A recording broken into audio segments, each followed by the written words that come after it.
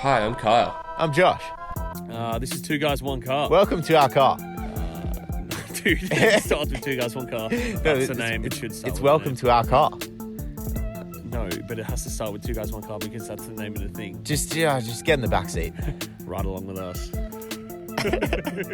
I want to dive into how we met because that's an interesting story. I loosely mentioned it on the post-Vietnam pod that we did, but I actually want to hear it from your perspective. So if you want to describe the story of how I met you, go for it. Cool. So, Phong Na, I arrived on my bike the first day, and we went to the place was called Central Backpackers, right? Yes. I think. Yeah. So I arrived there. I had a mate I had met before who was also doing the motorbike trip around the whole country. And I was going to stay where he was staying, but I was like, no, screw that. I'm going to go to this more social place. I just left my brother, so I was keen to get a bit more social. And I actually met Ollie and them first, and met them on the first day, and I was like, okay, cool, are you guys gonna go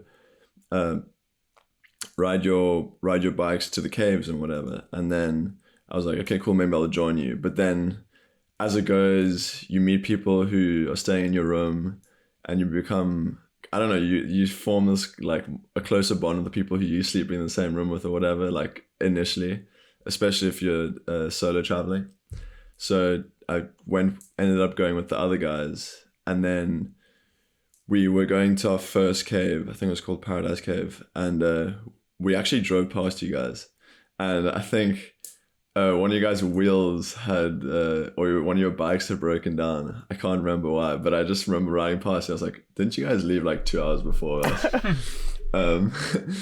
But yeah, so I saw you guys then, and then we like bumped into each other during the day and didn't actually get to meet each other properly until I think it was either that evening or the next day, until we decided to go on that hike together, or we went on that little adventure to try and sneak into that cave. Yeah, so that was probably the first time got to know you through Ollie and the other guys. And yeah, we only really met each other or knew each other during my Vietnam trip or your Vietnam trip for like 2 days. But yeah, it was one of the most meaningful, well, it was meaningful to meet you over those 2 days. Yeah, no, 100%. That's awesome, and it was definitely reciprocated. When I think about the highlights of the trip, meeting you was, I don't want to say it's the very top, because I have a lot at the very top, but it was 100% up there with everything else. It was just so much fun, and I was coming back and telling people that I met my doppelganger, not in terms of looks, but just in terms of thoughts, like hobbies, everything. You're just so similar to me, and it's wild that you grew up on the other side of the world, because for those listening, like you're in South Africa, yes? Yeah. In Cape Town at the moment. And you've lived there your whole life? Yeah, so I've lived in Cape Town my whole life. I've gone to school here, but I had a stint when I was from 1 to 6 where I lived in Argentina for about 5.5 years. So I haven't lived here my whole life, but our family's kept our house in a small little suburb of Hout Bay, like near the tip of South Africa. So yeah, basically my whole life. How was the rest of your travel trip? Because you did that solo, and I saw that your brother set out challenges for you to complete. Oh yeah. So yeah, my brother gave me, so the way the challenge thing worked was he basically left me a day early because he got bitten by a feral dog on one of our runs that we got on. In Ninh. Yeah, so I don't know if you want me to dive into that, but go for it. Anyways, okay, yeah, so we're not going to just go Ninh. past that. Like what? Yeah, okay, so we went on quite a few runs during our time in Vietnam, and his whole his main sport is running, so he runs every day, like that's his thing. So we were in Ninbin the one day, and we were only stopping there for the one day, and we went on a run through this picturesque like mountain road going through the all the Tit Mountains, and it was just super beautiful. And then he's a much faster runner than me, and I'd been slacking on my fitness during Vietnam, so he's like 500 meters in front of me, and I can just see him like as a little speck in front of me, but I know which way we're going because there's only one road. So what happens is he rounds this corner, so I can't see him anymore. But behind this corner, there was like an abandoned house, and he was like, "Oh, okay, cool. I'm gonna try scout this abandoned house to see if there's a little thing to explore, and then I can get Seb to come afterwards." So he goes and he sees this little place, and he checks inside, and he sees there's 2 dogs lying by the entrance, and they're like big, but he's like, they won't do anything, it's fine, because they're like sleeping. So he checks, looks good, and now he comes back he wants to come back to try and tell me to come, let's go explore. And as he comes back, the dogs get up on their legs, and they'd obviously caught in a whiff of his foreign genes or his foreign smell, and they start growling. And he's like, "Okay, cool. I've been around a lot of dogs in my life. I can walk past them very slowly. I can just step back." And he's taking a few steps back, and then the dogs just all of a sudden become super rogue, and they start barking like mad, and they obviously bouncing off each other's energy. And then he's still walking, and he tries to walk past them, and then the one just comes out of nowhere and gives him like literally jumps on his back and gives a chunk out of his middle back, and then he starts running back towards me. Yeah, and he runs back around the corner, and as he comes back, I'm like, "Why is he running back?" And all of a sudden, the dogs are chasing him around the corner as well. So then I just turn around and I start running too, because I'm not gonna flipping be in the same place as him. Yeah. And then they stopped chasing him, but then had to take him to the hospital. He was determined though. He ended up finishing his 10K run like before he would concede that he had been bitten by a dog. Even I stopped and I was like, "Nah, fuck that. I'm not running now." Like, but yeah, he had to get tetanus shots. It was a whole drama. But anyways, where were we going with this? The challenges. The rest of my trip. The challenges. Oh yeah, the challenges. Yes, yeah.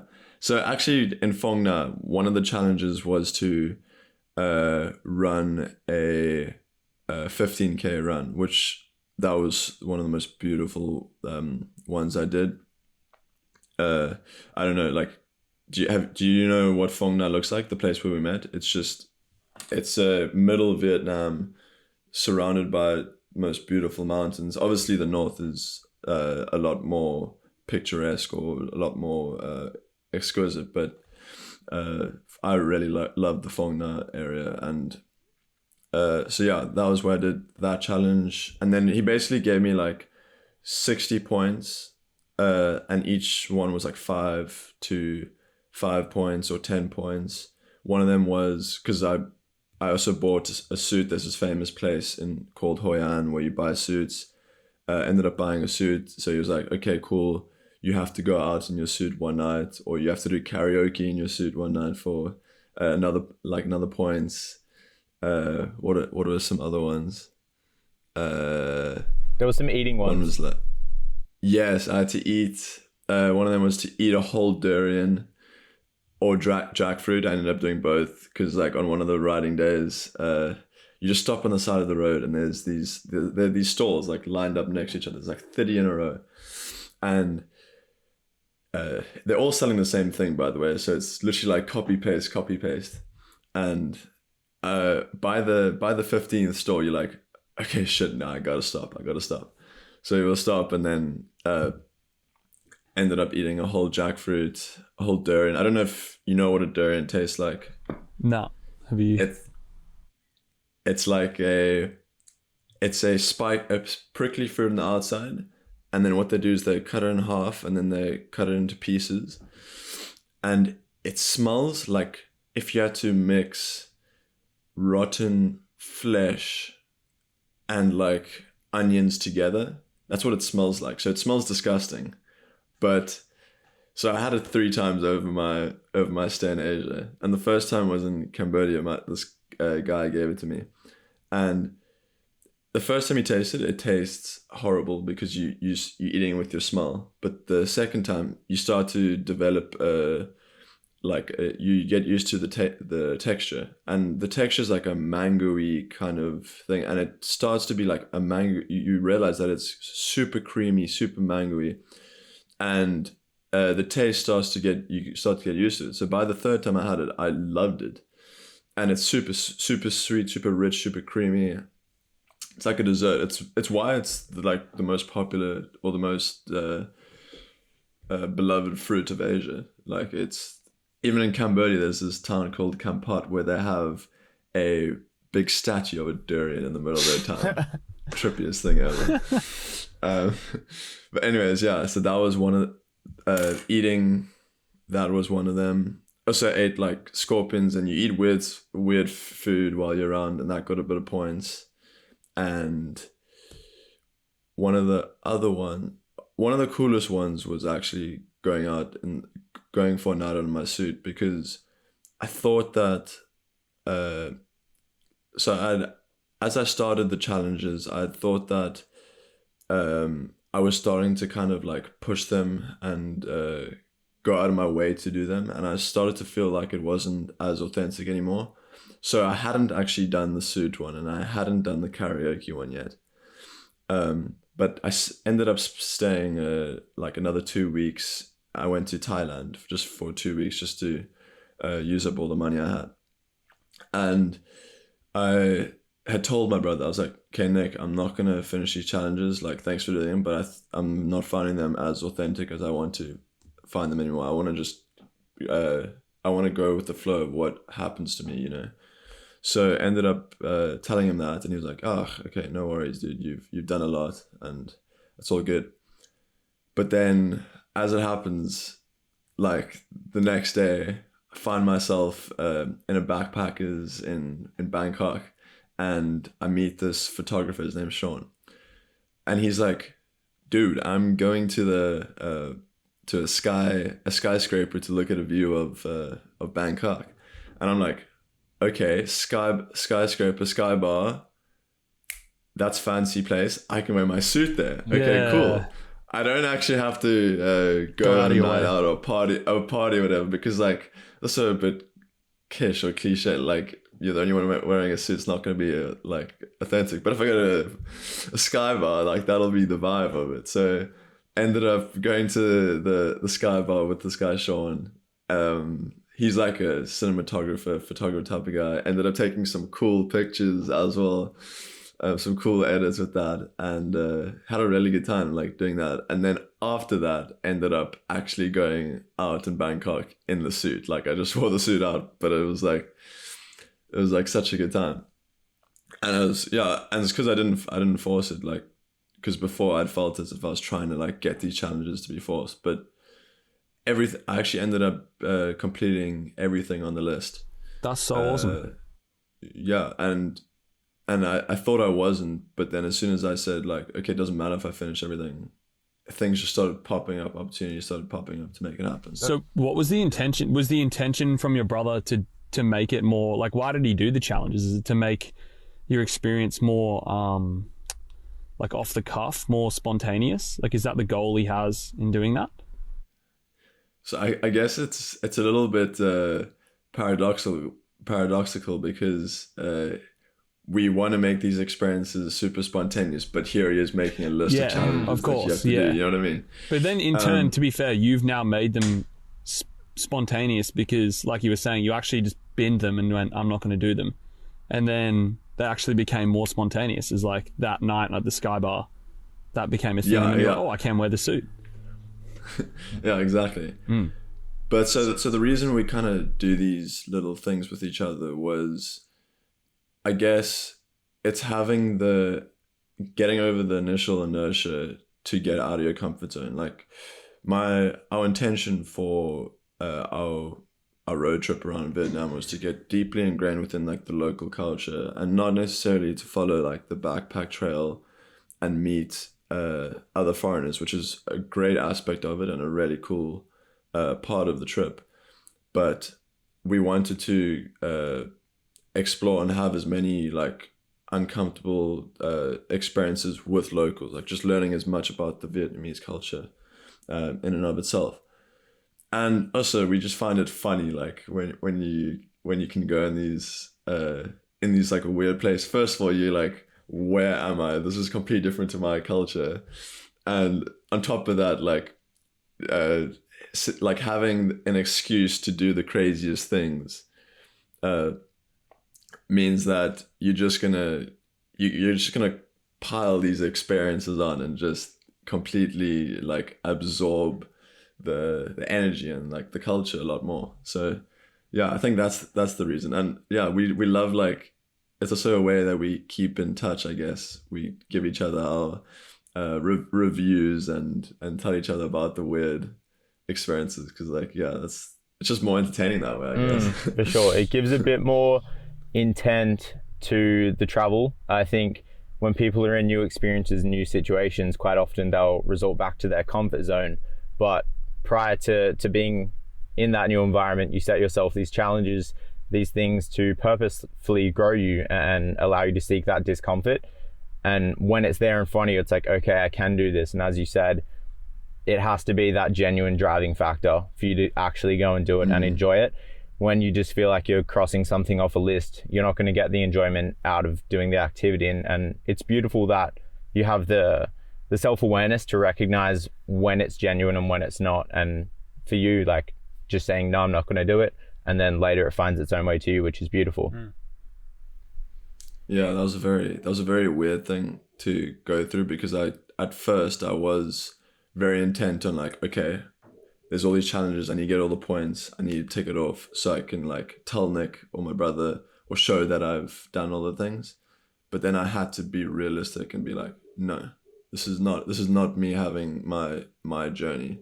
Because it is, you know, when you go traveling or you go adventuring, it is a very personal and deep space where you're trying to learn more about yourself by being in these weird and uncomfortable places. So doing it that way did make it a lot more meaningful in the end. It's the audience of non-concept. One of my friends, Joe Weeby, he has this concept of basically like, what would you do for an audience of none? If you're on stage and no one's watching, what is it that you're going to do? And I think that's a great question we can ask ourselves in those situations. With the challenges, in your case, if no one was here, what is it that I would want to do? And the ego in us wants us to do the challenge so we can get the validation from our brother when we tell him, when we acquire the points. But the real Seb didn't want to do those things in that moment. And I think it's honestly beautiful that you listen to yourself in that way and seek what's genuine to you. Yeah, no, thank you, dude. That was a really good learning experience for me. And with the mentality side, you mentioned your brother got bit by like a feral dog and decided to finish the 10-kilometer run. Just break down that mentality. How has he impacted you in terms of acquiring that sort of mindset, and where did you guys get that from, and how does that sort of transfer to your day-to-day life? Yeah, that's a really good question. So it started, I would say, when he began his journey of running, and it was kind of like we were on parallel paths. So it was back in school. I was probably 17 and he was about 14. First of all, my brother's a very introverted person and I'm a naturally more extroverted person. And in school, we hadn't really found our niche, and we were also going through a lot of personal family struggles at the time. And it was around the time where I really got in South Africa, like school sport is a huge thing. If it's probably the same in Australia, right? Well, yes, but like I've heard a lot, like from people that are South African, that through their schooling, it is like there's so much pressure, and it's built up so heavily, like throughout your high schooling, like teenage years. Yeah. No, so rugby's huge in South Africa. And then at the school that I was at, water polo is very huge. So around that time, I got extremely into water polo, and sport kind of became the outlet to which I would kind of regain my energy and kind of let all my frustration out, so I could actually focus on like achieving, I guess, in the sense of the system I was in. And for Nicholas, it was running. So we at the same time kind of got really into our niche of sports, and that was the thing I focused on for the rest of my school. I couldn't give a toss about my actual education. I went to school because I played sport. And even though like we got through school, right, I got into my niche of water polo, and that became the thing I focused on for the rest of my high school career. And through that, I was spending about 6 days a week practicing, and at the time I was actually better at my brother at running. So we decided to do a few races together because I was just naturally fit. I was going through a stage. The guys used to call me Corky. It was my nickname back in the day. I used to be a podgy little guy, and then I went through the testosterone phase, and then got into sport, which was water polo, and then kind of built out a swimmer's physique. But anyways, we did a few runs. I would beat Nick, and then I'd kick. Like, we were really competitive with each other, and each time the gap between us would narrow by like inches and inches, or a minute, and then 30 seconds, and then 15 seconds. And then all of a sudden, Nick started training for running like super seriously. Like every day he would go on a 5K or a 7K, and he started running for this club, and it honestly took over his life. And the same was with me for water polo. So we kind of went through the stage where he passed me in running, and I had to. At first, I was actually very upset because I wanted to be the dominant big brother at everything. So I had to deal with that. And as soon as I got over that, I was like, okay, cool. Like, man's found his niche. Like, we can actually excel at these different things. You say, sorry to interrupt you. You say as soon as you got over that, I think for so many people, getting over that ego hump can be so hard, and I think a lot of people never do it. Mm. How did you do that?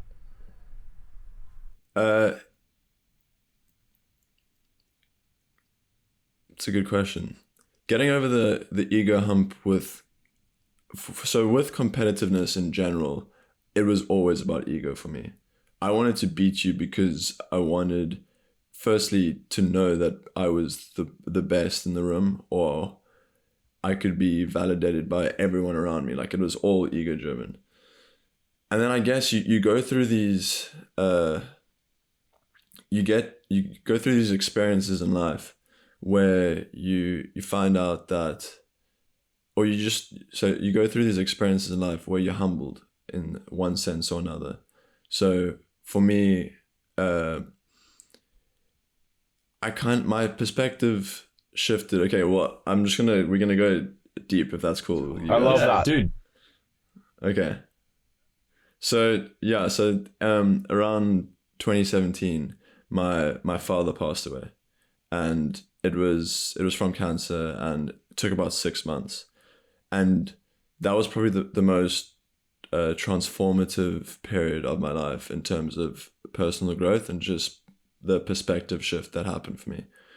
So in those 6 months, I probably learned more about myself than I even know now. Like, I'm probably regressing in some ways. But anyways, what happened in those 6 months was that I learned that there's so many more important things than worrying about, firstly, what other people think about you, your attitude towards how you conduct your life, and also the expectations of other people. Like, so what running became for me, or what sport became for me, was something that I could focus on in order to master firstly my physical body and then my mind. And it became more personal than about showing the rest of my school how much of a cool jock I am that gets all the ladies because he's the best sportsman at this or whatever. It became more a personal relationship with me and the sport. The same way that where like during the 6 months, me and my father, I became closer to him than I was with anyone else throughout my whole life, because we actually crossed the barrier of like, oh shit, your life is impermanent now. There's no barriers. And truth became just like, truth kind of showed its eyes to me, and it changed my perspective on how I look at the world and how you can project your truth onto the world without all this fluff that is kind of ingrained in society today. And it's part of it. Like it's all a learning process to get rid of all the fluff and all the like social norms or whatever, the status quos. But I just became a lot more visceral or truthful with the way I wanted to project my beliefs or my intentions onto the world. And also I just started to be like, oh shit, like it is what it is. So you don't really give as much weighting to the consequences of your actions, you know? So I started to go for things. I started to, okay, cool, I'm going to start doing things that are very challenging to me because they actually give me a lot of rewards. And then slowly started building up on these little challenges, like running, started getting into my education there because I was like, okay, cool. I haven't got much to lose because I ended up losing my dad. I was like, shit can't get much worse than this, you know? So experiencing something like that taught me that, I don't know, it kind of made the world, I don't know if you've ever played Minecraft, but it's like, okay, I can actually play a bit of Minecraft's creative mode, you know? Like, you are it's cliche, but you are the master of your destiny, you know? Like, you have to take responsibility for achieving the things you want to achieve. So then I just started building up on these challenges and started pushing myself and seeing where I could go with this experimentation, you know? And it was super helpful to have, I have 3 brothers, and super helpful to have them because we were our support system throughout the whole time. And as soon as you've all gone through a shared traumatic experience, you just become so tight like this. And when you have the mindset of like, okay, now what? How are we gonna move forward from here? You kind of compound with each other, you know. So yeah, so that helped me a lot to kind of shift my perspective, because I was at the time kind of going through a dip. Like everything in my life, I was the victim of everything, and I wasn't basically achieving in the normal sense of achieving. I was drinking a lot of alcohol. Like there was a lot of these things that were going against me, and then you kind of get to a point where you're like, is that what is chasing these cheap thrills worth it, you know? And at the end of the day, you get into the mindset of like, okay, let's do these other things that can probably have long-term greater consequences, you know? And you shouldn't have the fear to go for it, to take the leap of faith, you know? Definitely. And that's where we went, yeah. Yeah, something that came to mind as you were talking about taking responsibility. I read Matthew McConaughey's book recently, Green Lights, and in it, he writes about when his father passed away, and the day he passed away, he went to a tree and he engraved in that tree, less impressed, more involved. And I think as you describe like your experience, those words and that kind of concept applies directly to how you sort of dealt with it, where you're living a life where you're just impressed by your heroes around you, you're impressed by the people, and you're not actioning anything. And then once that responsibility is kind of forced upon you and that perspective is given to you, you start to realize that, as you said, like you are in control, and you know, you need to be more involved. You have to be the one to make things happen for yourself. And it's beautiful that you had that support network around you and that you took action to create what it is like you want to be creating. I think a lot of people go the other way with trauma. You know, you get to that T intersection, you can go left or right, and they're just exponential in terms of where you're going to end up. So it's awesome to hear that, yeah, you took what I would say is the right road. And what I can tell from what you're saying is like the support, it was like such a major part for you. And I really like the way you broke down the way in which that worked for you in terms of it compounding, and like the fact that you were together so close knit, and if you go through that same thing, you just build upwards together, because you guys had a choice. You know what I mean? You had a choice. You could resent each other and just fall victim and just live in that pain. Well, hide away from that pain, really. But you guys chose to just like go 10 toes deep in the pain and sit in it together and sort of come out of that together. And it seems like what you're saying with the activities you now do are almost just like they're just like what's the right word? Not a repercussion of it, but after like this, you've found these activities in which that you can express like that struggle that you had in that time. That's another way of you having a mini struggle and keeping that mindset day to day. I 100% agree with you. By the way, Josh, I love Green Lights by Matthew McConaughey. It's a great book. But just, yeah, no, it's a really good book. But just to go back to that, yeah, I fully agree with you. Like I kind of have started a lifestyle where I'll look for a lot of challenges and try and seek discomfort from day to day, because it kind of reminds me of the experiences I've been in the past. And being in those uncomfortable situations, or being through many trauma kind of situations, that you can kind of, there's always this repetitive cycle of like, okay, this is a shit situation. It's tough. It's hard. I don't want to be here. It sucks. But then you can kind of gauge the place where you can come out of it and how you can overcome that. And every time you overcome it, so let's say you go into the wilderness for a few days, it sucks because you gotta survive, and you gotta camp, and you gotta look after yourself, you gotta get water and whatever. But afterwards, you always come out and you're like, shit, I did that. Like, that was me. I came out of this mini traumatic situation, and it's kind of a more controlled environment. And when you keep doing this you start to, your self-esteem just completely goes through the roof in a good way. And with that, you start to want to just share these experiences with everyone because of how great it's been for you, you know? 100%. Yeah, I think I've not had many I have had no individual hiking experiences. All my hiking experiences have been with people. But in saying that, like doing those things with other people with no external influence, like you've got what's on your back, and you're going from point A to point B, and yes, there's struggles along the way, but having people there and sharing those views, those struggles, the sore ankles, the whatever issues get in the way, sharing those is such a good thing, and it just bonds you going through that struggle. Like we did like a fairly like decent hike with my brother, like my younger brother. He's 17. I think he was 16 at the time, like skin and bone, like very skinny kid.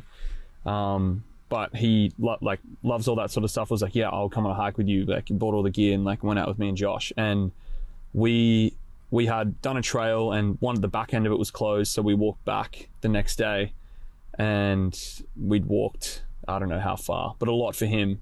And then we were going to set out on another like decent, I don't know, was it like what? Yeah, so we hiked 15k out with a lot of elevation, drove to another trail, and then hiked 17 to the top of this mountain. And as we're going up, the mountain's getting dark, and he's struggling because he's never done it before. And he's at the back end of, like, he was struggling at the first part of that 17k. And he's never really gone through anything in terms of that kind of struggle. And that it's the reality where most people, as soon as they encounter struggle, they can just stop. As soon as they get a bit uncomfortable, they can stop. But in this case, we're on the side of a mountain. We can't stay here. What are you The gonna do? only way out is forwards, and that means going up. So it's like, come on, Finn, let's go, Finn. And me being my cheeky self was just annoying him, because I like to see people break down in those situations, because I know the growth is going to be exponential for them. So I'm like, let's go, Finn. Come on, Finn. Light work, baby, all day. And we get to the top, and the head torches are out. And there was a moment as well where, and this is just shows how expectations really, really can let us down, and we can fall into that trap. So I had done the hike previously, and I knew that we had about 40 minutes more of walking to get to camp. Kyle and Finn hadn't done this hike. So when Finn's like, how much further to camp? I hear Kyle say, 10 minutes, man. And I just was like, 5-10 minutes, try 40, boys. And in that moment, I see Kyle's eyes like, oh, what? And it was only for a second that, because he had that expectation, he fell into that, but he quickly pulled himself out of it and was like, all right, 40 minutes, let's go. Whereas Finn, on the other hand, that really, he sat in that and was like 40 minutes, like he was defeated. But that's like a microcosm of what you're talking about. Obviously, like a very small version of what you're talking about when your struggles. It's when that thing comes up, you can either sit in that expectation, or like, my father's meant to live till he's 80 and I'm 50, but it's like, this is the reality you're dealt with, and like, you chose to just be like, I'm taking this on head on and not sit in that expectation. But anyway, we get to the top of this mountain, and like, this is through like a bunch of struggle, and he's so pissed off. Like, he's just like, fuck this, fuck that. But he's going, like, putting one foot after the other, and he gets to the top, and it's just like this flat sort of downhill for about just less than a K. So we're pretty much done. And he just started bawling his eyes out, and like, that sort of sharing that with someone, and like, he wouldn't have done that by himself. So it's like having like the ability to have people around you, and similar situation, obviously being a brother, like having that ability to do those types of things is just, I think it's what it's all about. It literally is all about that. Sharing struggles with other people changes your relationship with the others, and it changes your relationship with yourself as well. Definitely. And not many things do that, right? Not many things challenge our independence and dependence. It's interesting, because we're obviously dependent on people, like, we're humans. We're supposed to interact with people and learn from people, but we also should be independent too. I feel like not many things actually push us to be more independent at the same time as being dependent. And I think one of the biggest causes of that is people aren't good at being vulnerable. I think in those scenarios, in struggles, we're forced to be vulnerable because the emotion is just so overwhelming. It breaks us down. And as you said before, it puts into perspective what really matters in life. So like, that is why struggle does that for us. But like, I believe there's a way in which we can have that level of vulnerability through the day to day. And for example, when we met in Vietnam, there was no struggle. We were sitting at a beautiful hostel with a beautiful mountain view, and we sat by the pool, and I shared with you my biggest insecurity and that vulnerability, and you reciprocated. It was so, so beautiful for us to have that connection without the struggle. And that is why I feel so connected to you, and we have this relationship, and like, we're going to climb Mount Kilimanjaro next year, because hell yeah, man. It's these vulnerabilities and this ability to be honest that forges that connection. And fortunately, unfortunately, it's struggle that forces that upon us.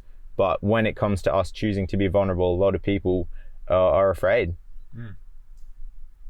It's a very interesting topic you speak about, because a thing that forces it for most people is struggle, right?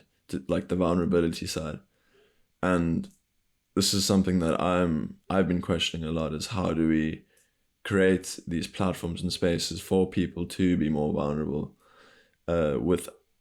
because some people, I guess, we live in a very coddled society where a lot of people don't necessarily get pressured into being vulnerable a lot of the time, and things are very safe and looked after all the time. And how do you get people to naturally force themselves into these situations? But yeah, I feel like nowadays everyone's on their own journey, I feel like now we're trying to do both those things that you said. We're trying to almost make people more comfortable, more safe, but then also speak about your problems. It is actually an interesting space now that you've mentioned that. I haven't thought about that before.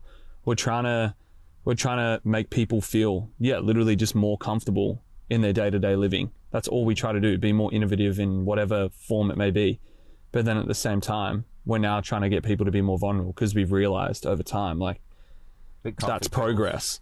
So we're trying to do both those things which are counterproductive to each other, which is very, very interesting. So maybe, like you said, we should be pressuring people to be more vulnerable and like put that restraint on them, make sure, like, I don't know how that even works. Like, how do we push that? I feel like it starts with the individual.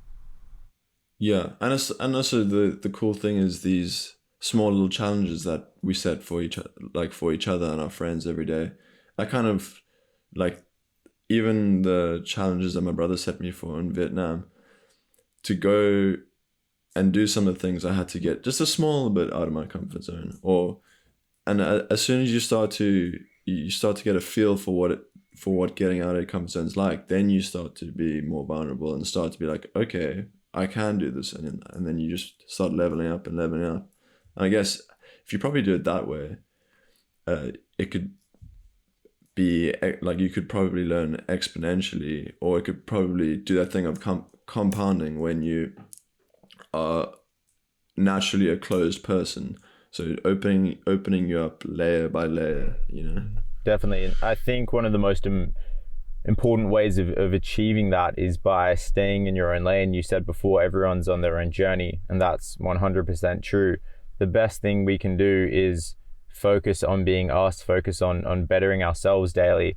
And my pastor at church talks about being the light, how if you're walking down, a street and there's just someone that's shining a bright light, as you walk past, people are going to start to notice that light because we're drawn to it. So the more you focus on yourself and the more you're able to refine who it is that you want to be, the more people notice that. And the beautiful thing is, a lot of the time it's indirect. Maybe there's times where it's directly, we're trying to impact someone, we're trying to help someone, but quite often it might be, for example, the vulnerability group and accountability group that you have with your brother and your friend that we have started here.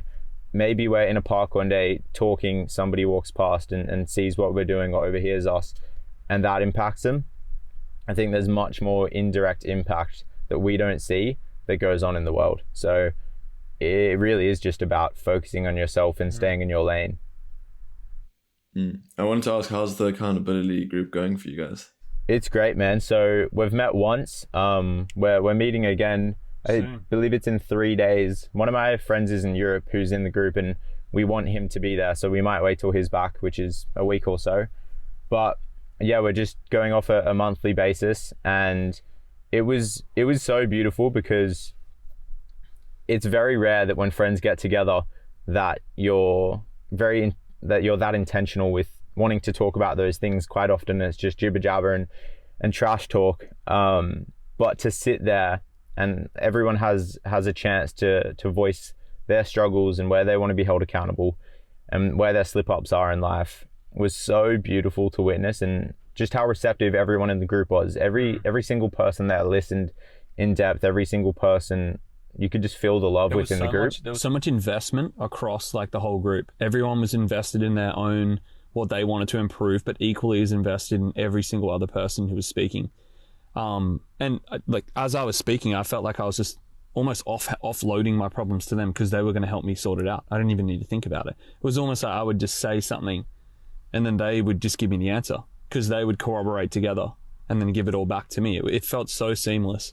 And I think one of the biggest things I took from it in the moment was it was like 3 or 4 hours of time just sitting there, and it felt like such a good use of time. I was sitting here thinking, well, it's a Saturday afternoon, like, and I'm not shitting on other people doing this, but some people may be getting out to go out on the weekend, and maybe that's probably not going to bring them much.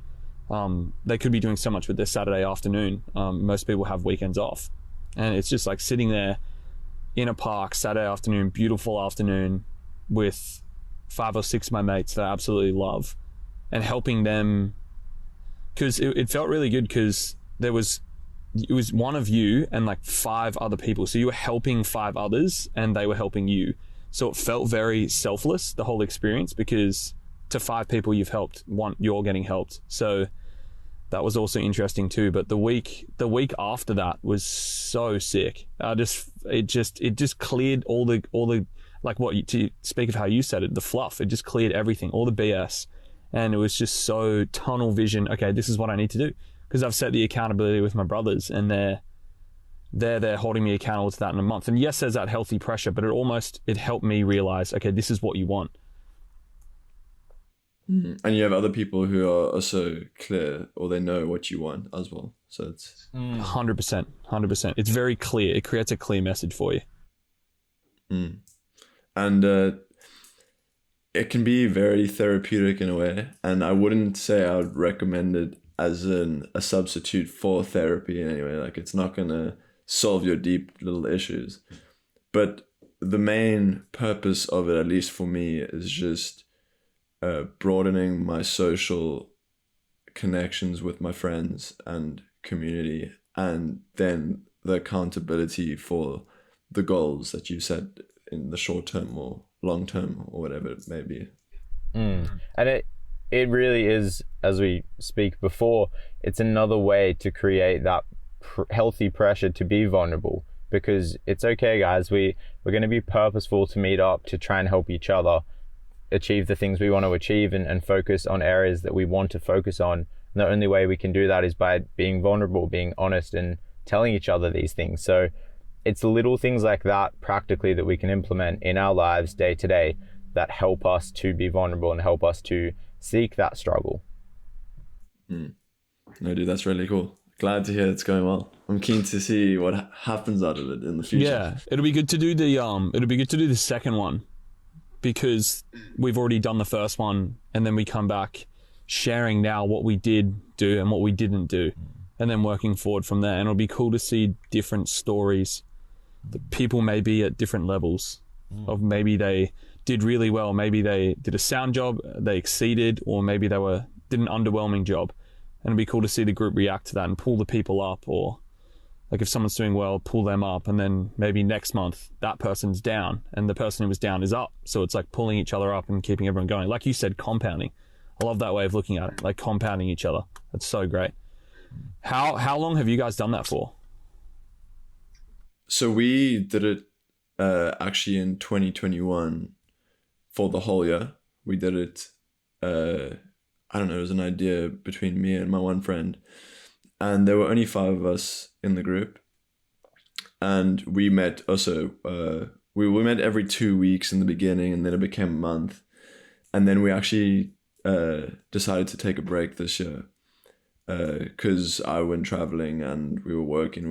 We kind of just have a group that we keep sending updates and stuff on. But we're going to actually get the meet, because the face-to-face meetings are what makes it what it is, you know. That's the greatest part for me. And that's where it really is the challenge, because you can send a message saying, hey, I slipped up, or I did this, but to stand in front of 5 people you care about most, look them in the eye and tell them that you slipped up, and forcibly see their reaction, that's where the shame lies, and that's where the heavy burden is.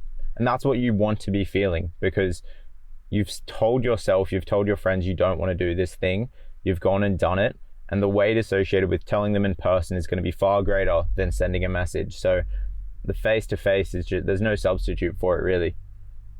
Exactly. Yeah, but so we did it for a whole year, and it completely, I would say, transformed the way I act, or I go about getting through my daily goals and my monthly, yearly goals. Like, it kind of creates a hive mind where you have these other people who are working towards cool things. And you know, there's I'm still young, I've got so much to learn, but so I've still got this little part of my ego which is like, okay, cool, what are these guys working towards? Oh shit, that's really cool, but I'm gonna fucking do these cool things as well, so we can kind of, you know, have that healthy competition. And once you realize that, like, that your egos can be a big blockage, you can also use it to your advantage. Definitely. As a tool, yeah. Giving yourself purpose, giving that ego purpose. And like you were saying, like, I can understand when you were talking about the running stuff, like having the ego with your brother, like, well, you were talking about diminishing it, but it's the same thing. You can have healthy competition in that And that just gives you so much benefit because you're not married to the idea of that you need to win. You're just married to the idea that you're using the ego to push you further. Exactly. Yeah. It's just switching it from it being a pathological thing to being an asset and a tool.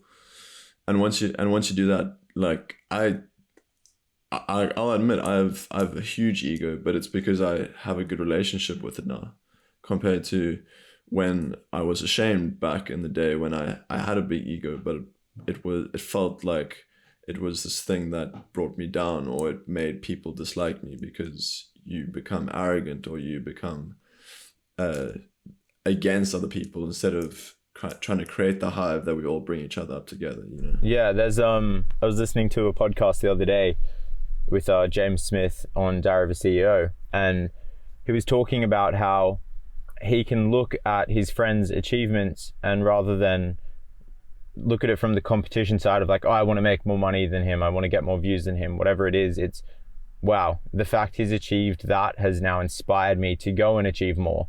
And as you said, it's flipping that switch and just changing your perspective on it, where ultimately it's going to be a more sustainable fuel source for you in your life, and just a more positive one. And that's what the accountability does really well. It perks up that inspiration, and then now the inspiration's here, you use that inspiration and your energy to get through the stuff, and you have these people around you that are keeping you accountable to it. So that's just the cool little thing that an accountability group helps with. Yeah, you mentioned the hive mindset before. What is that? And I noticed as you say that your 4x4x48 like group is called the hive. Yeah. So yeah, what is the hive? Hive mind is literally a group of people together that are working towards a common goal. So, and at the same time, it's integrating the values of bringing each other up together, working hard, going through the same struggles, just sharing your experiences together, you know. There's like happiness in and of itself is best when it's shared, you know. And just to go through experiences with other people and to be working towards common things with the people that you like the most, that's what the hive is. It's working the same way as if literally like a beehive works, and you have all the worker bees working towards this common goal, you know. And it's just like getting in sync as well with mindsets is basically the way that I want to be with my friends, you know. I don't want to have this big gap between the way that my friends work or the way that my friends think, you know. At the same time, it's good to have a difference of opinions, but you know when you're not in sync with people around you, something has to change, you know. You want similar foundations. Yeah. At least working towards the similar things. Yeah. I've been asking a few people this question recently, and it is, what do you need to do to feel like you've had a good day? That's a really good question. To have a good day, it would be to... Are you speaking about the actions of my day or just the general outlook? The actions. Okay, so the actions of a good day for me would be to get my morning routine basically sets the day for me. That's like the most important thing. If I do that, then that sets my day up to be a great day. And then also at least once a day I need to have a laugh. Like I need to laugh out loud. That's in a genuine and like just I need a laugh once a day to have a good day. And that can be through laughing at a YouTube video out loud, or meeting up for a friend and speaking about something cool and laughing. but yeah, I've, like recently my thing is seeing the laughs. Like, where can you get the laughs out of Seeking your laughter. actions in the day? Yeah. But then yeah, just following through my my daily routine, which is like, if I meditate every day, then I'll have a good day because I'll be more aware and more present throughout my day. I have to exercise. If I don't exercise, it's like exercise is my drug. If I don't exercise once a day, I can just feel my mental go down the drain. Yeah, and then I also feel as if I don't have one good conversation a day, or just any conversation that I can speak about the things that I want to speak about, or someone can tell me the things that they want to speak about, that also makes my day a lot of the day. And with that conversation in mind, it's just letting each other in some way, you don't have to say the words, but letting the other person know that they were heard, or knowing that there's a gratitude within this connection, you know? So yeah, so if I had to sum it up, it's finding a laugh once per day, creating more of a presence and awareness through meditation and exercise, and then socially connecting to someone else and letting them know that they are heard, loved, and there's a gratitude within this connection. That's beautiful. Yeah, that's great. But obviously, let me just make one thing clear. This isn't every day. I fuck up all the time. And I have bad days all the time as well. Like I'm angry, I'm an arsehole as well. I fight with people. I'm fucking cheeky, like, but yeah. But those are all the good things, and then the bad things are just part of it as well. It's amazing how for so many of us we can clearly label what it is we need to achieve in a day to feel like we've had a good day, yet so many of us, all of us, don't do those things so often. But it seems so obvious, you know, like especially if you set those things out, and you knew that really well. Like you were able to, I think, because Josh hasn't asked me that. So even if I was to answer that, I wouldn't be able to, well, I don't know if I'd be able to answer it that well, but just like the way that you knew, it's like you've thought about that before, basically. You've thought about exactly what you sort of want to get out of each day, and it's almost like, do you feel like you took from those things, you want those things, or you don't want the opposite of those things? So for example, with the laughter stuff, do you think about it as I want laughter, or do you think about it as I don't want no laughter?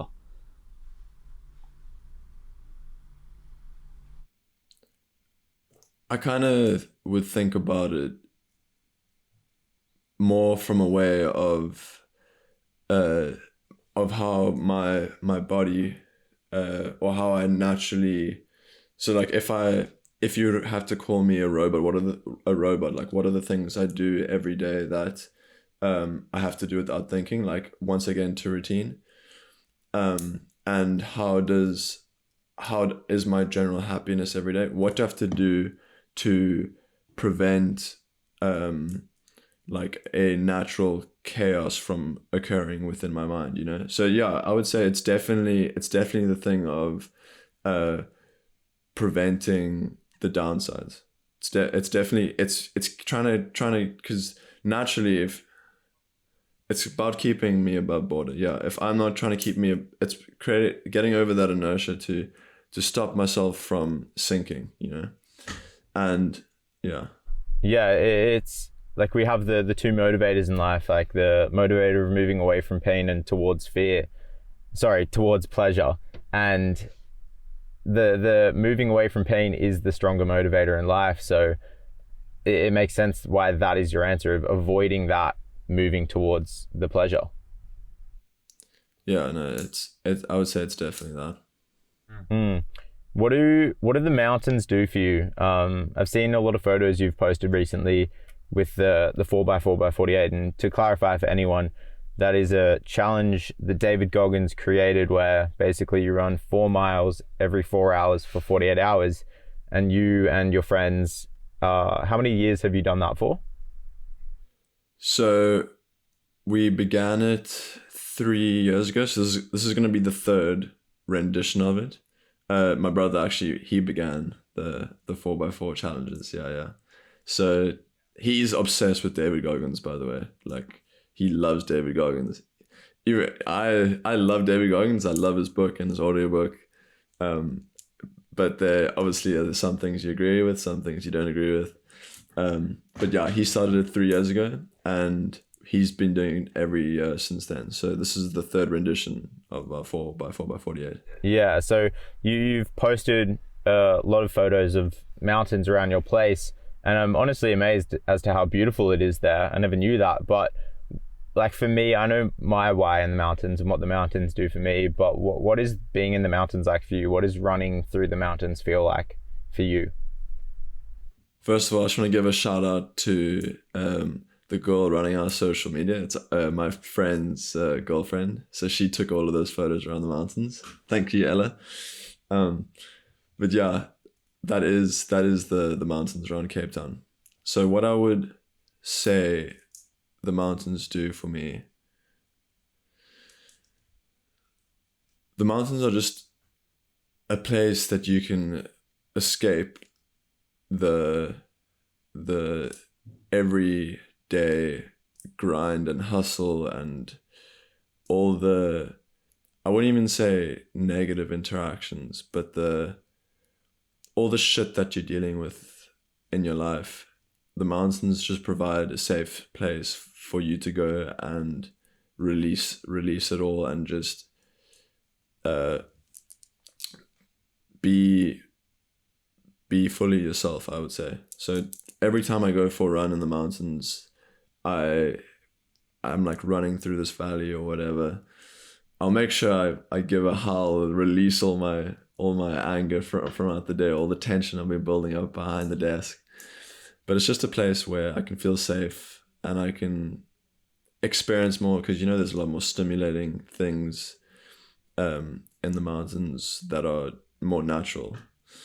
And it's a place to breathe deeper and to think clearer. Yeah, wow. That's beautiful. And what I love about them as well is they're an equalizer in the sense of they don't care, what social class you come from. They don't care how much money you have or how intelligent you are. When you're running through the mountains, they're going to equalize all of us and they're going to humble all of us to the full extent, which is so beautiful. That's a really good way of putting it. Another thing about the mountains is, and one of the ways they humble me directly is just when you are surrounded by these huge, big, think about the size of a skyscraper compared to a mountain. A mountain is huge, and if you're like at the bottom of this mountain, you're like, okay, cool, I'm gonna climb up that thing. You're gonna instantly check back into your body, be humbled, and get that sense of awareness of where you are. Definitely. Speaking of, over your shoulder, there's a painting or a drawing of a mountain, I think, with a lake at the bottom. Oh yeah, that's this is actually in my room. I'm studying in my stepsister's room at the moment. But it's I think we got that in Mozambique. It's a sunset by a river. Unfortunately, not a mountain in the picture, but there's a bunch of huts, and we got it in Mozambique. It's beautiful. Yeah. Does art speak to you in any way, or are there any cultural traditions or customs that you partake in that do something for you? In terms of art, so the way that I would say I creatively express myself is probably more through words than anything else. I enjoy writing. I journal every day, and I use it as a form of release more than anything else. Just to, when you have all these thoughts or you're thinking about things all the time, it's sometimes just a lot it's a lot more calming and can make your mind so clear to just release it onto a piece of paper, you know. And I love my favorite form of art is not actually still paintings. It's actually music videos, and music's a huge part of my life. And actually, by the way, I love Aussie musicians. They're like one of my favorites, like Tame Impala, Macaroni. I don't know if you guys know any of them. Parcels, more alternative bands. We know. Do you know all those guys? Yeah, that's funny. Yeah, we listen. We would both listen to all them. Yeah, I love music videos. There's just nothing more creative and more, I don't know, than connecting music with like some cool choreography and dancing and then some visual effects. It's just, it brings it all together for me, and it's so stimulating, and I dance to it. I love dancing. That's also another form of my creative expression. But yeah, I'd say that's it. We have we had Sam Harvey on the pod, one of our mates, and he's a like filmographer, and he's spoken about, was he speaking about music videos he's done, or he wants to do? Yeah. He was speaking about some music videos he's done, and he was talking about like from that side, so not the musical side, like the actual like filming it side. And he was talking about how it's a very interesting thing to be doing, because your job isn't just to, it's not like he's not really creating as much, he's more so facilitating the way the artist sees their music playing out visually. And that kind of speaks to what you were saying. It's just so cool to see like the work between the artist, the collaboration between what the artist had in mind of what their music should look like, because it's just from audio to visual, it's just such a big gap. And the fact that there's someone who can create the visuals behind it and they corroborate together to actually bring that about. Yeah, I love it. There's two music videos I recommend to anyone watching or listening. Is Breathe Deeper by Tame Impala, great and very psychedelic music video, and then Up and Up by Coldplay. That's also a really cool one. Yeah, I spend a lot of my time just looking for new cool music videos. Yeah, weird thing. Do you like the storytelling behind it, or do you like the musical side, like the chaos behind it? It is, like you said, the bridging the gap between the audio and the visual and seeing what the artist's intention behind it, I guess, is a very like eye-opening, and actually changes my perception on what the music is actually like. Or it kind of opens this new dimension of connecting the music to the visual that just allows me to experience the beauty of it more. Yeah. And also the dancing is very important as well, like just the feeling the groove to the beat of how they wanted to do it, you know? Yeah, 100%. Was music something like your interest in music, was that sort of discovered yourself, or did you discover that through maybe like a parent or some other sort of influence?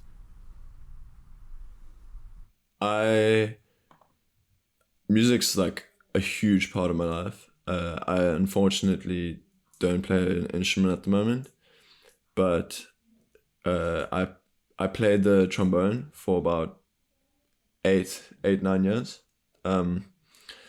So yeah, I was into music since I was 8 years old. Played an instrument my whole life, and then I got into, I guess, when I went through a little bit of it. I mean, I still go out these days as well to clubs and stuff, and got into dancing, got into a bit of electronic music. During lockdown, started DJing a bit, just for fun, and got back into music. I love curating playlists. Like that's a really cool thing to do, and also it's a really cool way to,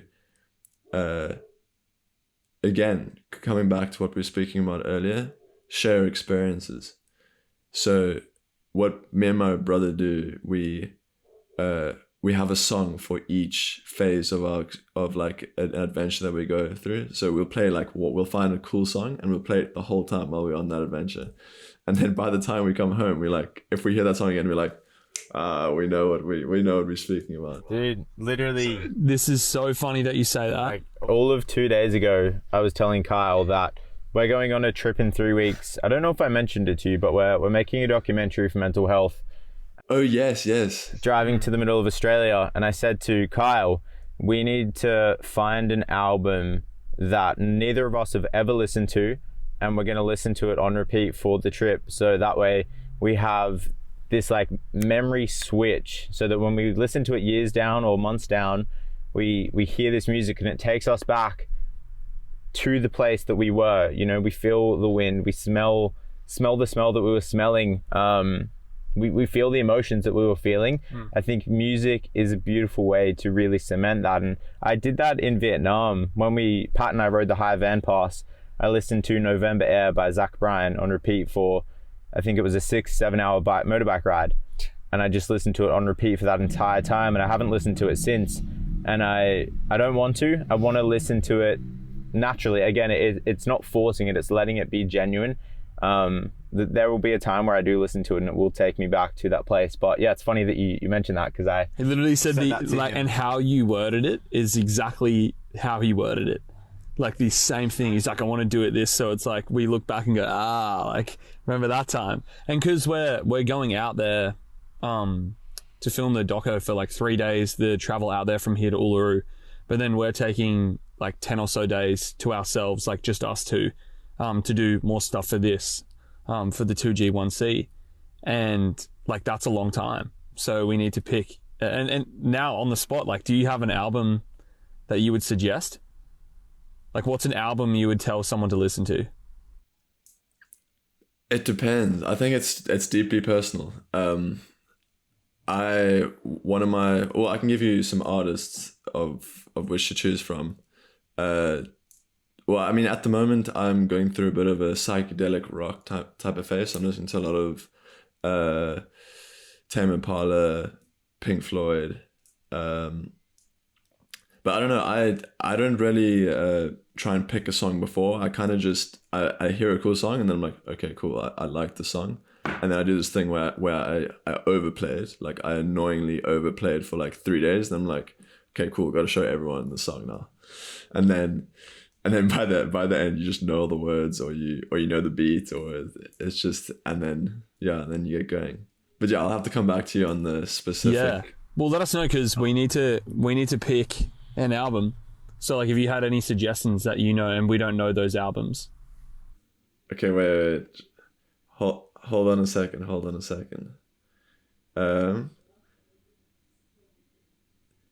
I think do you guys know Currents by Tame Impala? That's a great album. I've heard that, like the whole thing, so that's probably we have to strike that. Because we wanted to do it so like we both know. I've listened to Slow Rush. I know it all. Like, so Tame Impala would be great as well. Yeah. Okay, no, I'll have to find one for you. Yeah. Get back. I'm listening to at the moment the genre that I'm really into. It's quite weird. It's like hip hop reggae. Sick. Yeah, it's pretty cool. Got into it in Vietnam as well. But that'd be sick if we say we're in the middle of Australia, just red dirt everywhere, and we're listening to like hip hop reggae, like nothing that roots from red dirt and in the middle of Australia. Like that's an interesting thing to think about as well. Okay, I've got the name here of the album. It's called The Shift by Stand High Patrol. Done. Yeah, we'll listen to that then. How many tracks in the album? Say more than 15, please. I've got it now. 10. Oh, beautiful. Heats. I love that. That's cool.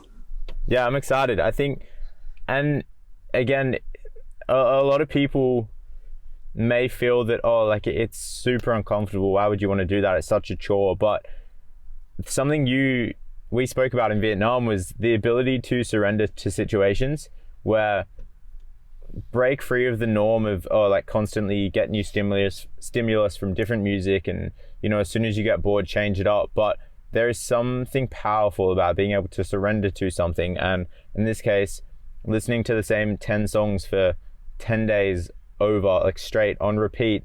Some people might be like, that's insane, but there is a point where you can surrender to it, and at that point you dive deeper, further into it, and you get so much more out of it. And I really love doing things that push me in that way. Yeah, being extreme. Yeah. So you guys can listen to the same 10 songs for 10 days, no other songs at all. Yeah, I mean, we'll probably we'll listen to some other songs maybe, but yeah, we'll definitely give it a go. Like for sure, that will be 90% of what we listen to. Yeah, like most of what we listen to will be that. And this is I love that. This is hours of driving, like 50 plus. 50 plus hours of driving that we'll be listening to this. That's so funny. Yeah, I love That's that. our challenge. Yeah, so keen for that. For that. What is life like in South Africa? Obviously, that's mostly what you've known, but how would you kind of summarize it in your 22? Is it 23? Yeah, turned 22 in like 15 days. Oh, awesome! Yeah. What has that been like? Life is wonderful in South Africa if you have grown up in a certain class or a certain location. So I am a white privileged male. This is just being completely frank about it. And my family, my grandparents, my parents have grown up during apartheid. You guys know what apartheid is? No.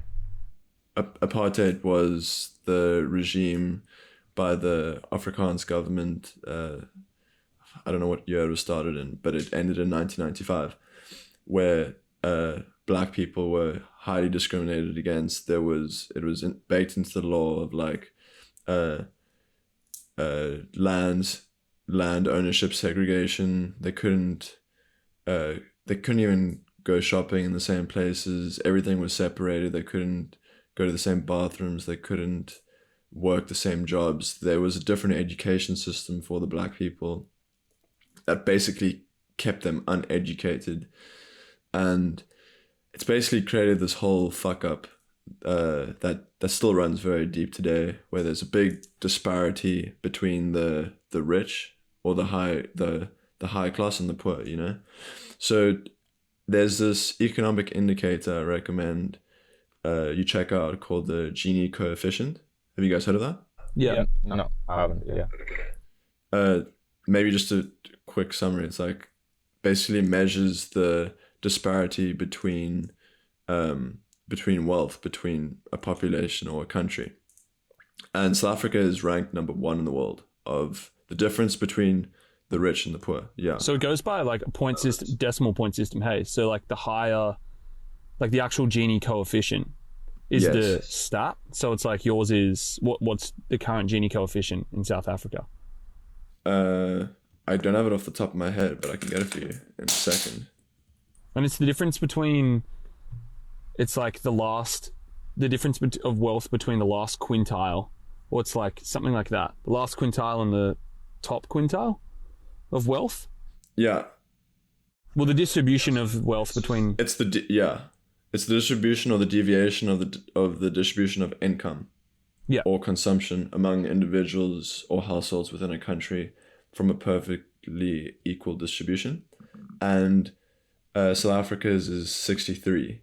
So yeah, 0.63. Yeah, which is very, very high. Very high. Yeah, and then literally it's followed by Namibia, which is 59. And yeah, 0.04. Yeah, and the lowest is like this is from the worldpopulationreview.com, but the lowest it says is Slovenia with 24.6. I'm not exactly sure how it's measured, but all I know is South Africa has the worst or the highest in the world. And that is just due to apartheid, due to unequal opportunity for black people. And in 1995, the law was changed and we became a full-on democracy. But since then, the system it takes a while for it to get better, you know? Well, yeah, that's unraveling over decades. That has to unravel over like 50 years. It's so deeply embedded. Yeah, and it has to actually kind of weed its way out through generations, you know?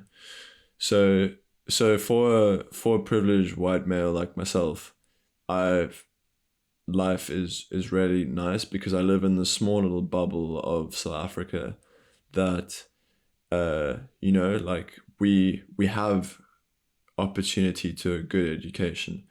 I have resources at my disposal.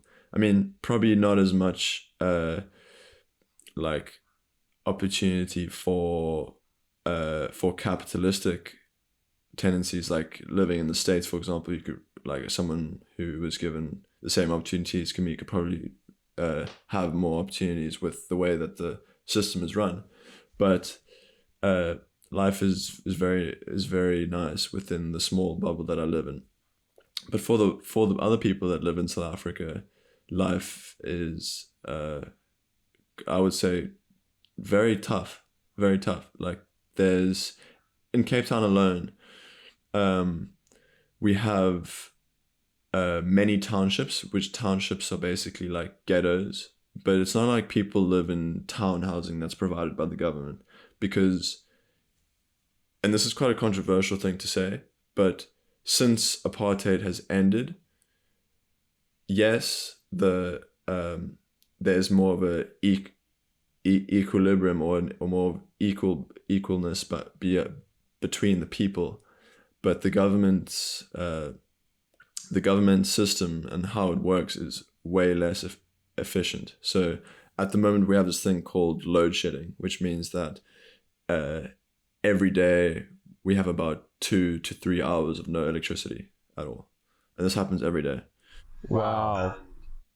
Yeah, so we have a lot of structural problems within our government, and it's also due to apartheid, which is still the white man colonizer's fault.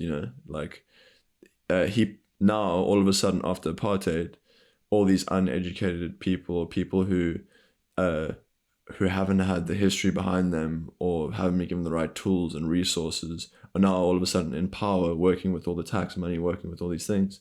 So what happens from that? Poor governance, corruption, bribery, all those things that leads to a frail system. Your state-owned enterprises work super inefficiently. For example, the electricity problem we have, and yeah, so there's a lot of problems here, but it's probably the best place to live if you can earn enough money to sustain yourself. There's the mountains, especially in Cape Town. Cape Town for me is the best place to live in the world. You have the mountains right on your doorstep. Like, I can show you, I can just tilt the camera around and show you the view out of this room. Can you guys see? Holy shit. Whoa, no way. Like, that's the view. What the fuck? Where I'm working. That is What the hell, gorgeous, dude? man. That's so sick. And This is, as much as there's really shit things in place and a lot of people struggle with not being able to get jobs, we also have the highest unemployment rates in the world. But there's beautiful nature, number one. The sea is right close to where we live, like 10 minutes away. And if you're anywhere in Cape Town, the sea is accessible to anyone. So you have all these natural places that don't cost any money to go to, and the lifestyle is great. Like, there's nothing to complain about that. But if you can make it work for you, it can be the best place. But if you come from a disparate household or a place that's been affected by your circumstance, it can be tough. But at the same time, not impossible to come out of if you take the right opportunities. Yeah. What do you from your perspective, obviously living there for the majority of your life, what do you think the next couple of decades look like for South Africa? The next 30 to 50 years? In your lifetime, at least. Good question. I think it goes one of two ways. Number one, which is the pessimistic view, and I refuse to be a pessimist, just probably due to my age, I guess. All the old people here are super pessimistic, and just old people in general tend to be complainers. But I think the pessimistic view is our governance just reaches the point where we're too far in debt. Our monetary system goes down. By the way, South Africa has a great financial system. Like, so for example, in Vietnam, Josh, there's no cards. I mean, yeah, there's no cards. We use cash only. In South Africa, hardly anyone uses cash.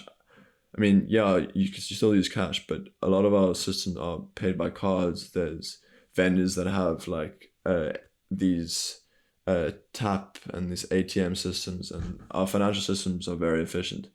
So if our financial systems go to shit, we basically become like another Zimbabwe, where hyperinflation basically kicks the ass. Yeah, kicks the ass out of our purchasing power of our rands. Rand is the currency of South Africa, by the way.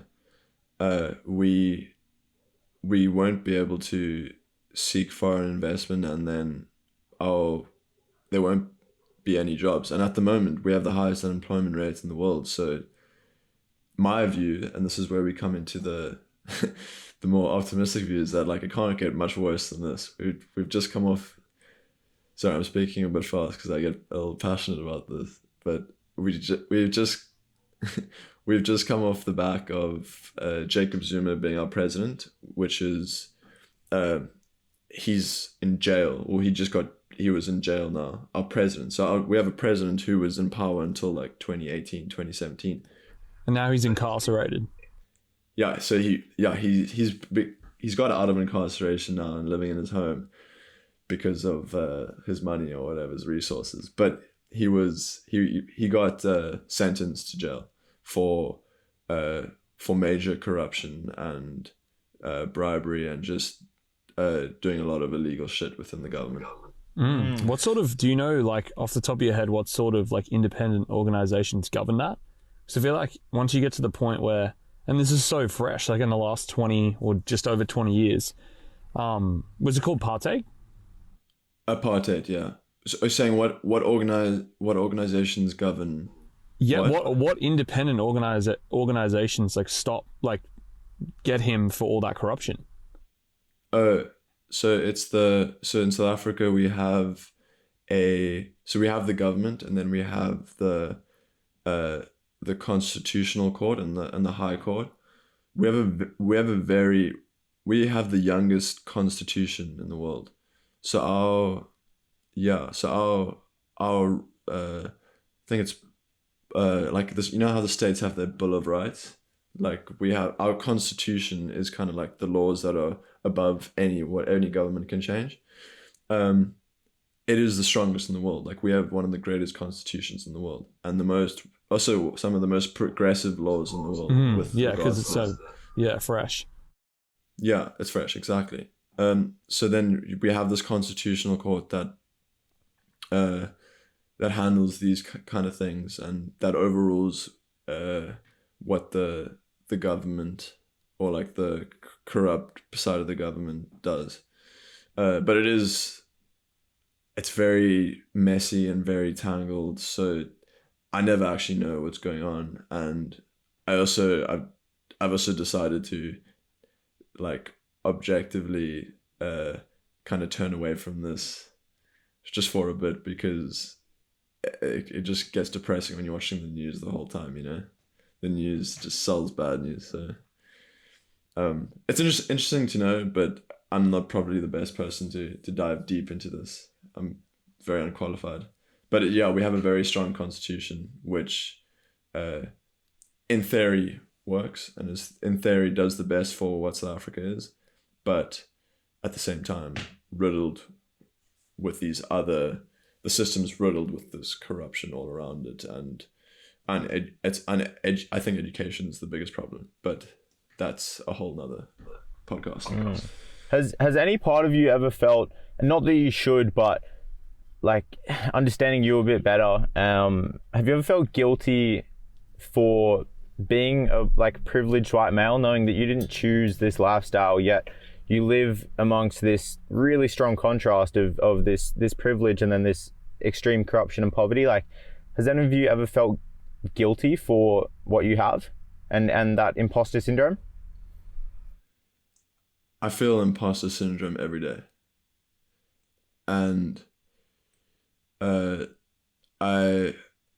would say that just through my self-development, I've become more of a compassionate person.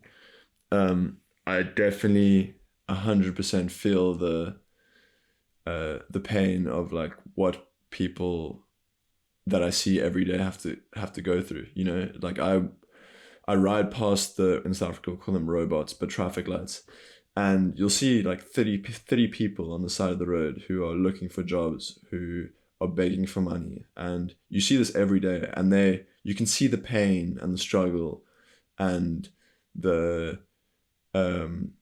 degradation of what alcohol does to a person over time, like in these people, and you can't help. I don't think anyone who's a South African can't help but to feel the pain of like what our ancestors kind of did to these people and the structure of how our country was governed. So the thing of the way I kind of feel about that is just to be aware of it and not to turn my back on all the struggles that these people have, especially at the bottom, because just to clarify, the people who are in government and in positions of power are now turning their backs on the people who have no money. So you get black people stealing money from other black people who are poor. Even though people don't really like to think about it like that, or the poor people don't really think about it like that either. That's just the current situation. But so just I try and be as aware of all the pain and all the shit things that happen, and then just to be very compassionate about it. I even felt that when I was in Vietnam, or when I was traveling, you kind of feel a lot more compassion for the people who are in less privileged positions as you. I don't know, I felt there was this difference in outlook compared to especially British travelers that I was with, because they are just not exposed, and it's not anyone's fault, it's just they're not exposed to the same degrees of poverty. These people are living in townships like shacks. These are 2x2, 4x4 meter like steel slates like put up into like a shack, and they live in extremely poor conditions, poorer than anywhere else I've ever seen. And it's just a thing of being aware of it, and then just trying your best where you can to make a difference. So, and at the same time, also just learning that it's not your responsibility to fix the world. You know, the best thing you can do for the world is to focus on yourself. And once it's like that, there's this book, or like it's what Jordan Peterson says, like you got to make your bed before you can help the world, you know. And I definitely have dreams and goals of fixing all these problems within South Africa, but I still have many problems that I need to fix within myself before I can properly make a difference, or at least have a long-lasting difference. So it's just all about increasing compassion, I guess, for the people around you, man. Yeah. And would you say in turn that brings more gratitude to you? Of course. Yeah, naturally. Like I've grown up my whole life with so I have a housekeeper. This do you guys know what a housekeeper is? Yeah. Mm-hmm. Yeah. Well, definitely. But in South Africa, it's normal for us to have housekeepers. Like it's the normal thing for people in kind of like what houses to have people who come to the house every day and clean the house. And so our housekeeper, her name is Bikelwa, has basically become my second mother, and she just looked after me since I was born, and she still works for us now, and I see her as a second mother, but she's black. And also one of my brothers is black, her son. So I've been around her my whole life. I've learned the language of her my whole life. She's taught me so much about what life is for the poor people. Just made me, I mean, I go to our house within the townships, just like it was the same reason for wanting to get deeply within the culture in Vietnam, to get to know the locals, because in South Africa, I would definitely classify myself as someone who wants to understand and kind of become one with the people within every class, like someone's a lot richer than me. I'm not gonna like bow before them, but I'm also not gonna look down upon the person who's living on the side of the street, So yeah, intermixing with different classes and just seeing them as equal, that's been life changing for me. Yeah, wow. And would you say that? Very life changing. Wow. Would you say that it's common for, you said everyone to have housekeepers, but is it common for people to keep the same housekeeper for most of their life? No, not at all. Okay. Yeah, Pikel was very special.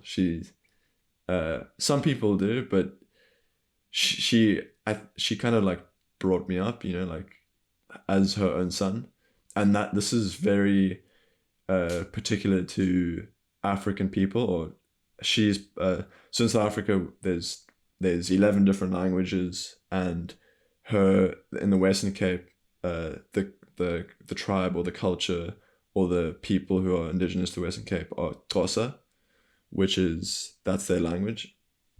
And African people are very much family based. Like they're very much they think about their community before themselves, and it's a lot more of an interdependent society, at least in the past compared to today. Of we're all unified instead of individual people. So basically the complete opposite of capitalism. But anyways, she brought me up as her own son, loves me as her own son, and treats me like her own son. Like, so we have a very deep and long relationship, So yeah, I'm very, very privileged to have had that on top of everything, That's so beautiful. Yeah. She's the best, dude. Was the education system for you, were they quite good or poor at teaching you about the history and the culture that exists within the diversity? Good question.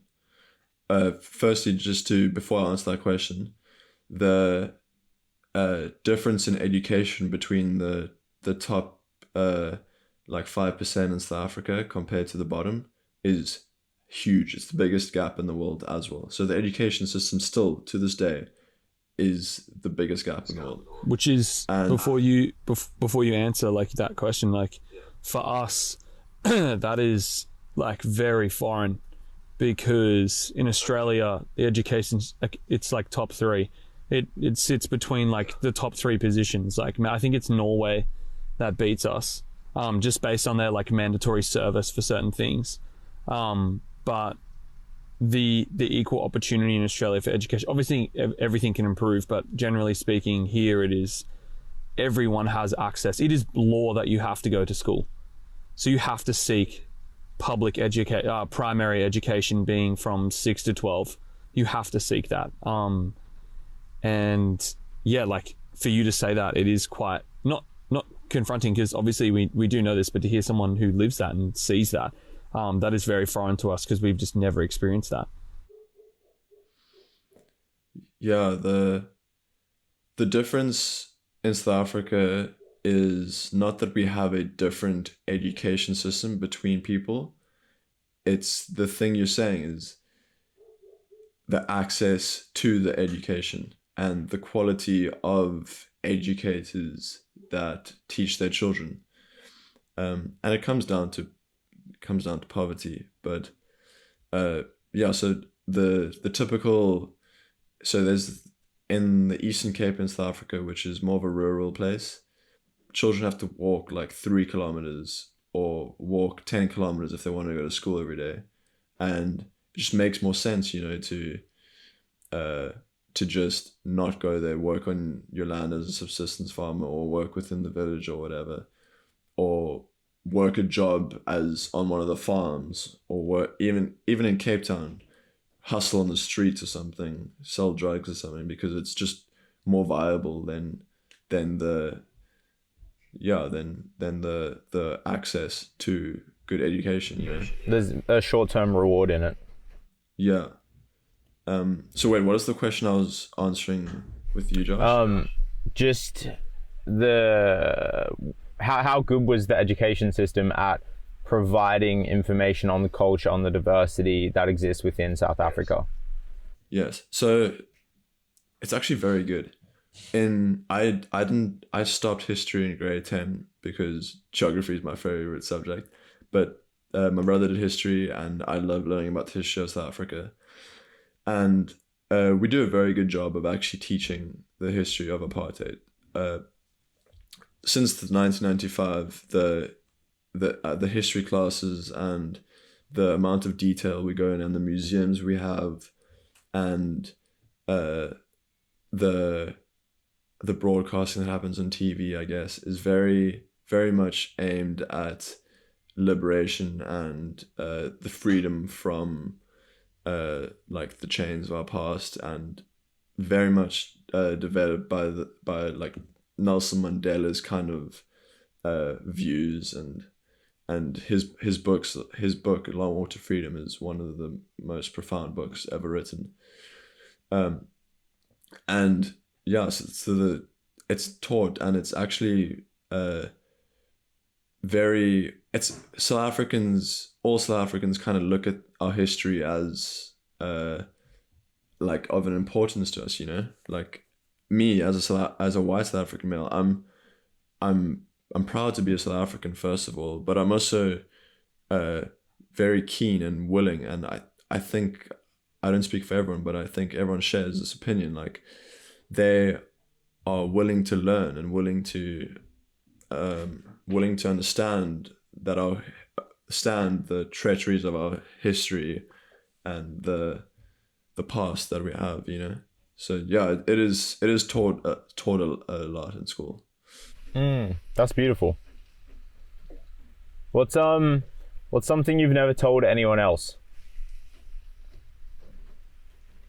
You can answer this any way you want. It can be, I had bacon and eggs for breakfast, because you probably didn't tell anyone that, or it can be something a bit more interesting and deeper.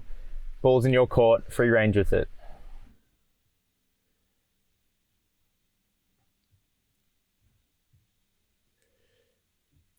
So I am a person who tells everyone everything, and there's not much I haven't told everyone, because I just tell people things. But I would say something I haven't told anyone is probably that I sometimes compare my calves in the mirror in the mornings, and I see which one is bigger. And then after my runs, I see the difference, and I see which one's getting bigger or not. Which one's bigger at the moment? I would definitely say my left one, because I've started to do jiu-jitsu at the moment, and I've been doing a lot of leg locks, and I'm left-footed, so I always go in with my left foot, and I did not know this before, but you work out your calves in it. So yeah, my calves have been getting a bit of a workout. Yeah, that's awesome. How has jiu-jitsu been for you? Dude, I'm only like 3 weeks in, but I can honestly say that it's been the one thing I didn't know I was missing. It's probably the only sport that I've ever done, and still I'm new, so I'm unqualified, but it connects my mind to my body in a way that I haven't experienced before. Like, I've always done sports, like team sports, like water polo, running, and things like that, where you don't have to think consciously because it all becomes subconscious as you get used to it. But here you have to constantly, it's like playing chess with your body. And you also, this is a thing that's crazy for me, is that, this is actually, this has a bit of layers to it, but I don't feel as, because at the moment I'm busy studying for my board exams that are in November. So I'm studying like 8 hours a day, not seeing anyone. I actually feel less of a need to interact with people socially because I'm physically in contact. I'm holding people like when I'm grappling in jiu-jitsu. So I don't feel that urge to connect as much with people as I would normally have to, because I'm getting all those endorphins from touching and feeling. I'm feeling other people like in this other way, you know. So I don't have that craving for, like, I don't crave seeking out women as much. I don't crave it just keeps me. It's the thing I didn't know I needed. Do you also feel as well that you don't feel like you need to see more people because you are more connected and comfortable with yourself? I think a lot of people surround themselves with other people so they don't have to be alone. That's why people struggle with the idea of being bored. That's why they pull their phone out to stimulate themselves, so they don't need to sit with their thoughts and their mind and their body. But as you said, like, you feel more connected to your body. Do you find that's also a factor? 100%. I definitely undertake things like undertake all the physical activities I do, like running, swimming and jiu-jitsu, because it connects my mind to my body in a way that I can be more aware of my urges in a social environment, or when I'm by myself, to like pull out my phone, or to get stuck in these like bad habits, you know. So it definitely helps with the social aspect of me being more comfortable on my own. Yeah, 100%. That's awesome. There was a thought I had as you were speaking. I want you to share your story about the marathon that you and your brother ran around your house. Just when you told me that was so amazing, I think. Oh, this is so sick. Josh has briefly mentioned that. That is the coolest thing. Yeah, so it was deep lockdown. So lockdown where, so this is 2020, I'd like to say August time, I don't know. But anyways, it's so I think it's the second wave, when, at least in South Africa, there's a second wave of coronavirus, and we're all locked down in our houses. And Nick and I got into running that year because that's the only exercise we could do while we were trapped in our homes. And I fortunately live by a dirt trail which I could sneak out and not get caught by the cops. But yeah, so we're into running, and we came up with this brilliant idea of how can we set a new challenge. And we're like, okay, cool. Why don't we run a marathon around our house? And our house has got like a circumference of about, I'd like to say 100 meters, or just over 100 meters. And we're like, okay, cool. We haven't done much training for it. We've just been running like 5 or 6Ks 4 times a week. I guess that is training, but not marathon training. And we're like, okay, cool. It's Tuesday. Let's run it on Saturday. And we didn't give it much intention or thought. We were kind of just nonchalantly like, okay, let's do it. And I think that's also a really cool tactic for doing things. You don't give it the power over you. So you're just like, let's do it. So on the Saturday we ran the marathon. Probably the most difficult thing I'd done to this day. Like, we ran 21 Ks in the one direction around the house, and then 21 Ks in the other direction, because our ankles were getting too sore from the always having to having to turn. But it was one of the coolest days I've had. Like, I never ran a marathon before. I loved and hated every moment of it.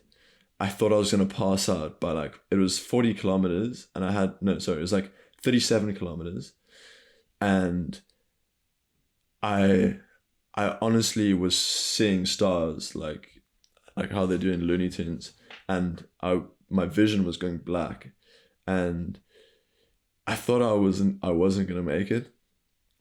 But then I sat down, my brother was next to me, and he was like, okay, no shit, we need to get, we had like a 30-second break, and I was like, okay, no shit, I need to do something to change this. I'm about to pass out. Just ended up getting like 4 bananas and just ate all of them, and and found that extra energy to get over the hump. But yeah, I must say I couldn't walk for like the next 4 days after that. But it was just that thing of getting over that initial hump of I can't or I can do this, you know. And sometimes there's power in not being physically prepared for a challenge. And yes, it may not be healthy for you physically, but mentally putting yourself through those things sometimes just has so much more value than if you had done all the preparation, you knew the work you had to do, and you went in really confident and comfortable. Sometimes there is that power in going in with that belief, but also that bit of doubt and knowing that you didn't prepare to the full extent. Yeah, and all I can say is that it's not that difficult once you commit to it. And I have a swimmer's body. Like I'm a water polo guy. I'm not a running guy by nature. And all I did was just commit, and ever since then the bugs bit me, and doing these sorts of challenges and stuff is something I couldn't live without, you know. So, and it's all about doing that first thing. Once you do that first thing of like, okay, I'm gonna run this marathon now, and I'm gonna do it. And once you do that, you realize your mind is capable of doing it, even though you have the pain that you get over like in a month. Hopefully, you don't get injured. But once you just do that first thing, then the ball keeps rolling. Do you think it's the self-respect? For me personally, I find, as you said, once you commit to it, for me, it's the respect that I have for myself, where when I say I'm going to do something and I say I'm going to commit to a physical challenge, I see it through because I have that respect for myself. It's almost like if I told my friend that I was going to show up at 8 a.m. on the dot, or my boss, whatever it is, I show up because I respect myself. I take pride in how I present myself. And when I do these challenges, I respect myself to the point where I'm going to do it because I said I'm going to do it.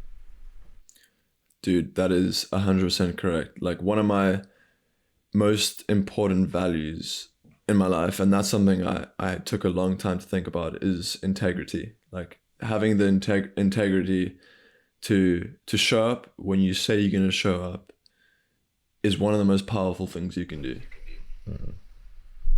Yeah, 100%, man. Is there anything you want to talk about, anything you want to touch on or tell people about that you've got going on in your life?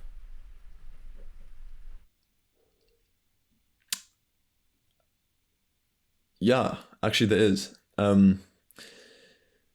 I would just say with trying to craft a life, and I'm still trying to find the way in which I want to craft my lifestyle going forward.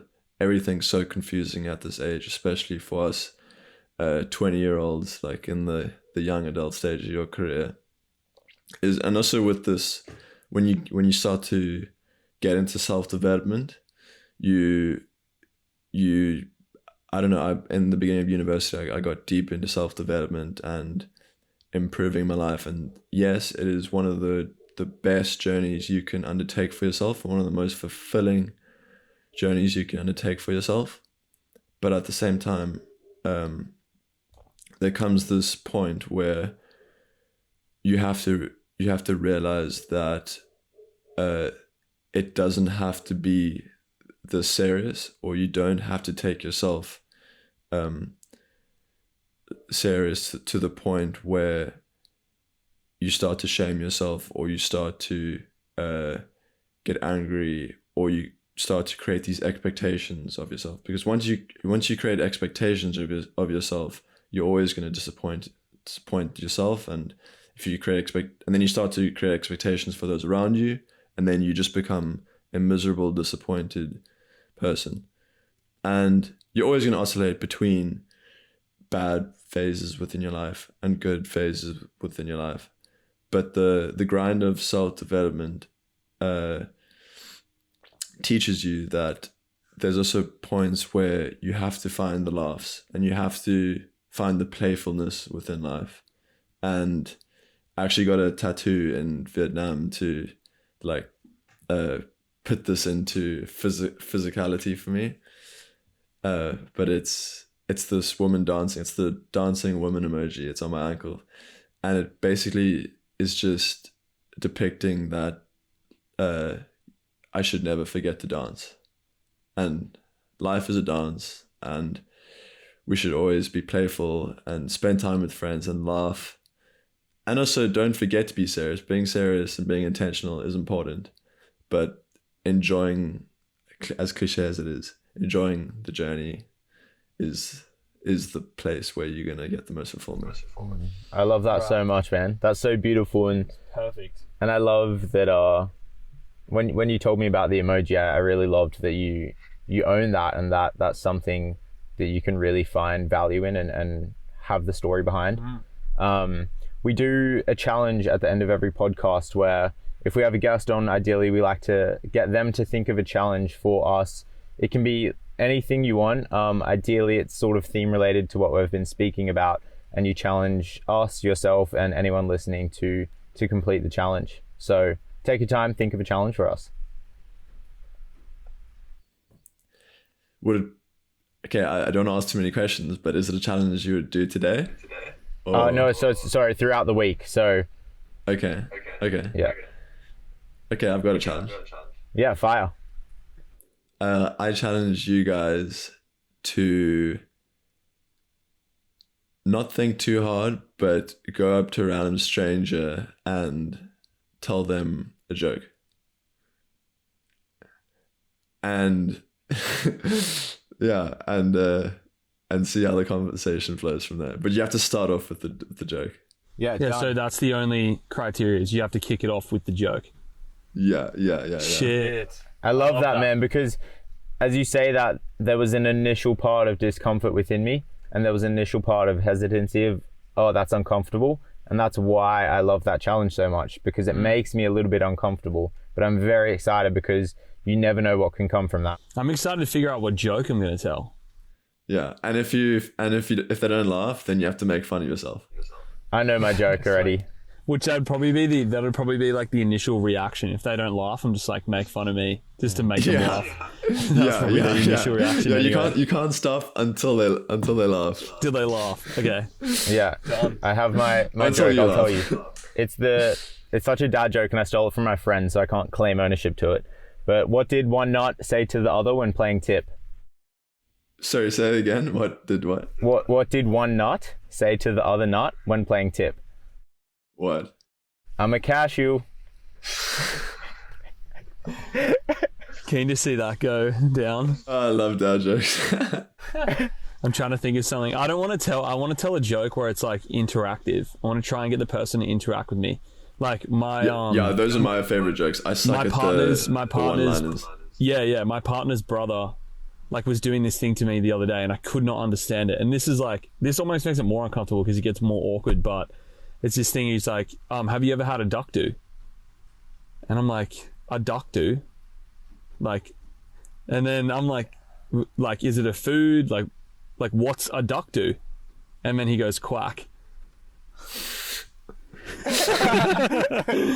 Dude, and I was going back and forth with him for so long. I didn't say what's a duck do. So the whole point of the joke is you have to keep going until they say what's a duck do. So that would be just with a random stranger. They're just going to keep going like on and on and on, and then eventually they say what's a duck do, and you land it. So it's almost like the more you endure the awkwardness, the better the joke is, and it lands harder because they're just so in the joke by this point. They don't even care that you're a random stranger.